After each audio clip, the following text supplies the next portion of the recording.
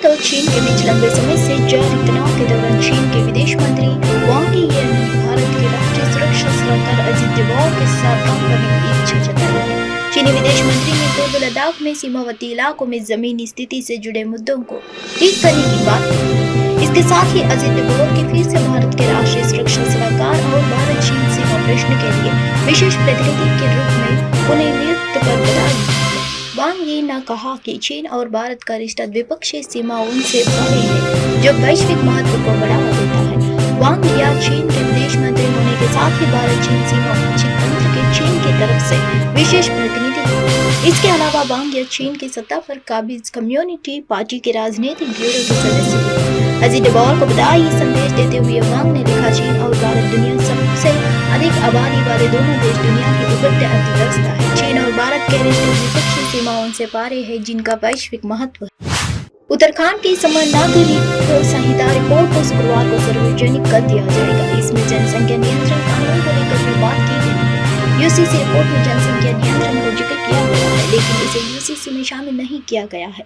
इसी तरह से यूसीसी रिपोर्ट में गोद लेने के अधिकार का जिक्र है, जिसे कानून में शामिल नहीं किया गया है। रिपोर्ट के वॉल्यूम 1 और वॉल्यूम 3 को सार्वजनिक किया जाएगा। एबीपी न्यूज को मिली जानकारी के मुताबिक उत्तराखंड सरकार के जरिए यूसीसी रिपोर्ट के 400 पन्नों का सार्वजनिक किया जाएगा। यहाँ सबसे बड़ा सवाल जनसंख्या नियंत्रण को लेकर था, जिसके वैसे तो जब जिक्र किया गया है, मगर जब यूसीसी को लागू किया गया तो इसमें इसका कोई जिक्र नहीं है।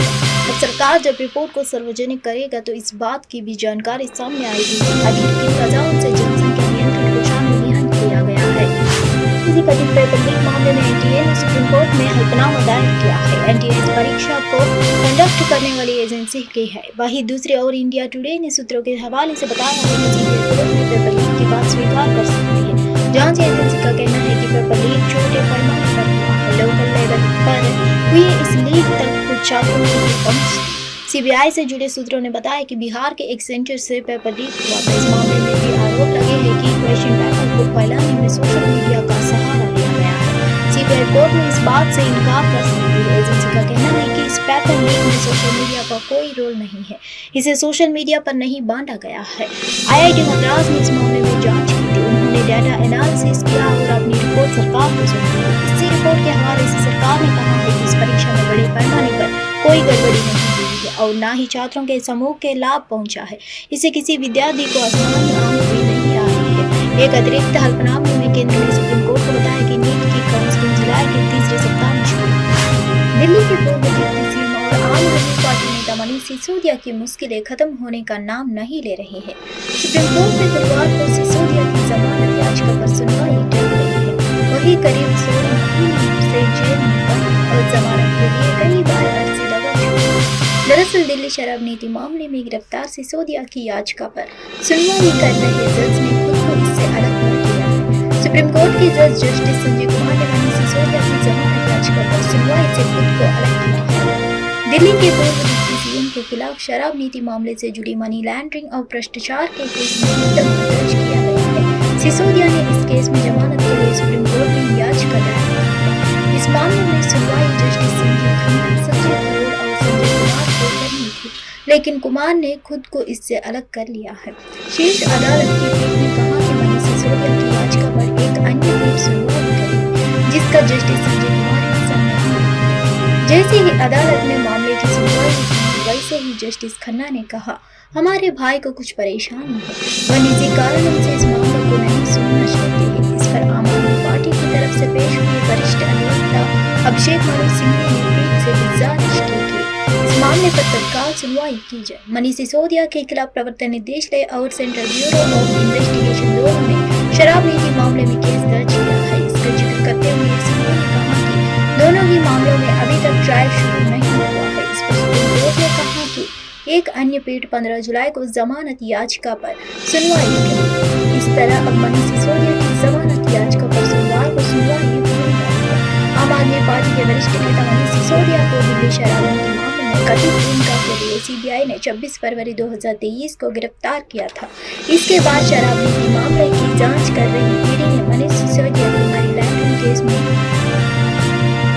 9 मार्च 2023 को सिसोदिया को गिरफ्तार किया। सिसोदिया ने सीबीआई की गिरफ्तारी के 2 दिन बाद ही यानी 28 फरवरी 2023 को दिल्ली कैबिनेट से इस्तीफा दे दिया था। प्रधानमंत्री मोदी के साथ नीति आयोग और मंत्री सचिवों की बैठक शुरू हो गई है। 23 जुलाई को मोदी सरकार 3.2 का बजट केंद्रीय वित्त मंत्री निर्मला सीतारामन को पेश करेंगे। इस बजट को लेकर ये बैठक बहुत महत्वपूर्ण मानी जा रही है। इस बैठक में प्रधानमंत्री मोदी से अर्थशास्त्रियों के विचार विमर्श करेंगे। वो आगामी केंद्रीय बजट के लिए उन्हें विचार और सुझाव देंगे। अर्थशास्त्रियों के अलावा विभिन्न क्षेत्रों के विशेषज्ञ भागीदारी हिस्सा ले रहे हैं। इसमें नीति आयोग के उपाध्यक्ष सुमन बेरी और अन्य सदस्य भी शामिल हैं। 22 जुलाई से संसद का बजट सत्र शुरू हो रहा है। केंद्रीय बजट 2024 से लेकर 25 तक वित्त मंत्री निर्मला सीतारामन लोकसभा में पेश करेंगे। यह मोदी सरकार के तीसरे कार्यकाल का पहला बजट होगा। पिछले महीने संसद के दोनों सदनों की संयुक्त बैठक में राष्ट्रपति द्रौपदी मुर्मू ने इस बजट को लेकर कहा था, भविष्य को ध्यान में रहते हुए सरकार इस बार दूरगामी नीतियों के साथ बजट पेश करेगी। इसमें प्रमुख आर्थिक और सामाजिक सरकारों के साथ कई ऐतिहासिक कदम भी देखने को मिले। बता दें कि लोकसभा चुनाव की वजह से फरवरी में एक अंतरिम बजट पेश किया गया है।